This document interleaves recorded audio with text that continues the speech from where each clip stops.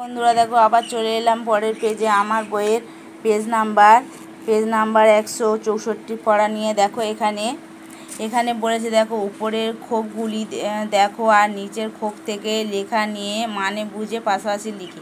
দেখো এখানে পাখি আছে, আমি আছি, তুমি আছে, সে আছে, আমরা আছে, ফল, ভাত, ছবি, ফুটবল, গান। তারপর দেখো গয়েরটা খাই, গাই, আঁকো, লেখে, শুনি। তাহলে তোমাদের এখান থেকে সব কিছু ফল দিয়ে দেখো, আমি ফল খাই, পাখি ফল খায়।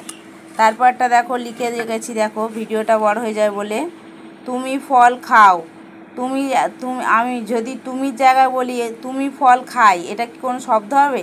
তাহলে তুমি ব্যবহার করছো, তুমি ফল খাচ্ছ, তাহলে তুমি ফল খাও। সে ফল খায় মানে সে ফল খাচ্ছে, তারা ফল খায়। তাহলে বন্ধুরা বুঝতে পেরেছো, এইটার মানে তোমাদের বোঝাতে চাইছে তোমাদের অর্থ, মনের ভাব সম্পূর্ণ প্রকাশ পাবে সেইভাবে লিখতে হবে। সম্পূর্ণ অর্থ মানে সম্পূর্ণ ওয়ার্ড তৈরি হবে, সেইভাবে তোমাদের লিখতে হবে।